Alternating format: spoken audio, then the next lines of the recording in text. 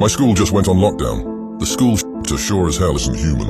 10th grade can be a bust, but going on a full-out lockdown can't be compared to all the other shit you might face, especially the lockdown I was in a few years ago. On that one Wednesday afternoon, during English class, the loudspeakers came on, and the vice principal's panicked voice flooded the room. Lockdown, lockdown, lockdown, lockdown. Usually, we can tell if a lockdown is a real deal because, in a drill, the vice principal or the principal says lockdown 3 times. But when a lockdown is real, and when someone dangerous and armed is in the building, the vice principal says lockdown 4 times. The lockdown was going smoothly at first until we realized something.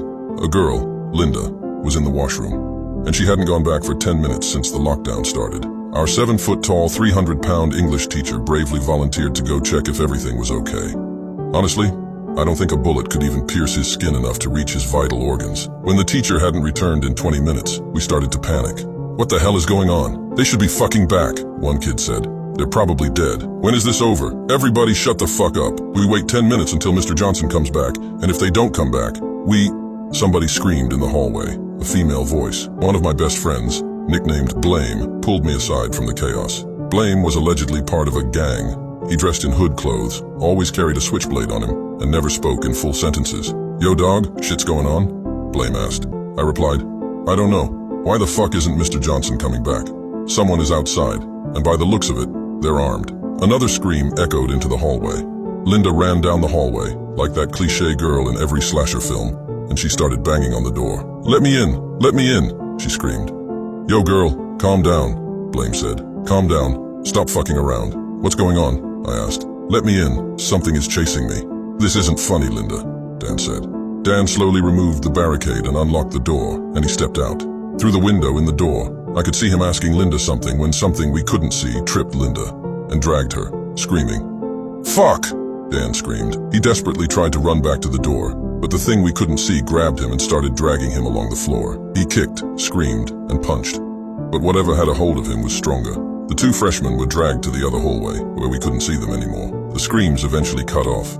I rushed to the door, locking it, and I covered the window. The fuck is going on, dog? Blame screamed. All the kids began to panic, and arguments ensued. 3 kids, Dan's goons, wanted to go out and try to look for him. I tried to argue, saying that it was too dangerous. I almost feel bad for what happened to them. Ryan, one of them, yelled, So you're going to just sit here instead of looking for my man? Hey, I don't know if you numbskulls can process thoughts anymore, but did you see what took him? That's no school shooter, hell. It might not even be human. And you want to get out and look for a dead man? Ryan stepped forward, cracking his knuckles. What was that, bitch? Blame stepped between us and glared at Ryan. Dog, get the fuck away from my homie, or I'ma fuck your pansy ass up and make you wish you were never born. Ryan looked like he had an idea. You, give me that switchblade you always carry. In case you didn't know, even on school grounds, Blame always carried a switchblade in his pocket in case, as he said, shit went down. Hell nah, bitch. You go get your own, dog. I decided that I had enough of this shit. You know what, Ryan? If you want to go outside and look for your dead friend, be my guest. No one's stopping you. Go out and fucking die. Just know that I warned you. Ryan looked hesitant. Fine, let's go.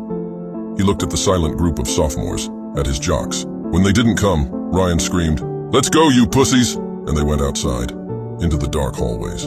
I watched as Ryan and his gang went, in the hallway where I couldn't see them anymore, which was also the hallway we saw Dan and Linda disappear. I heard their footsteps abruptly stop. I heard one of them yell, What the fuck is that thing? Followed by very deep and aggressive growling, and the sound of something heavy standing up. Oh shit! Let's get out of here! Ryan screamed. Go! Go! Go! All the screaming and sounds abruptly cut off, like someone had turned the mute button on. Then, I heard deep and loud footsteps, then the sound of something large being dragged down the hallway, heading away from us. My stomach twisted. I knew this was going to happen. Everyone started to panic, a few kids started to cry, and some kids made futile attempts at calling 911, which wasn't working. What the fuck was that? I stood up. They're probably dead and fucked, and nothing's going to change that. Now we have 20? Sorry, I'm not too good at subtraction. Yeah, we have 20 people left. We need to, at all costs, avoid panicking because that'll— Who the fuck put you in charge? One kid asked. I did, dog, Blame said. Now shut the fuck up and listen. In the end, we had gathered 10 weapons from all the kids. Mostly switchblades, Swiss Army knives, folding knives, and even a few fixed blades. I had a small folding knife my father had given me. Blame pulled me aside. Yo, dog, I got something to tell you, he said. What? I asked. I'll tell you when you drop the fucking attitude, he yelled.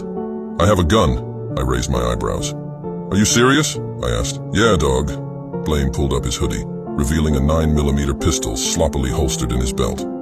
That's great. How much ammo do you have? I asked. 2 magazines, he replied. I stood up. I have an announcement to make. Everyone went silent. We have a fucking... The class cheered. I walked to the other side of the classroom. In case you were wondering, we don't have windows in our classroom, since we're at the heart of the school. And even if we did, we were on the 3rd floor anyway. Now, did anyone call the police? I asked. No, they keep hanging up on us, one kid said. Of course they did. Should we get out? My heart dropped as something huge bashed against the door. Everyone screamed and backed away. Oh shit, dog, Blame said. He turned the safety on his pistol. No, I put my hand gently on his pistol. Save the ammo for later. I'm going to get a good look at this thing. Upon not hearing any noises, I walked to the door and took the cover off the window. I looked out the hallway and got a long, good look at the thing that had killed 5 of our classmates. There was a damn monster right outside our classroom.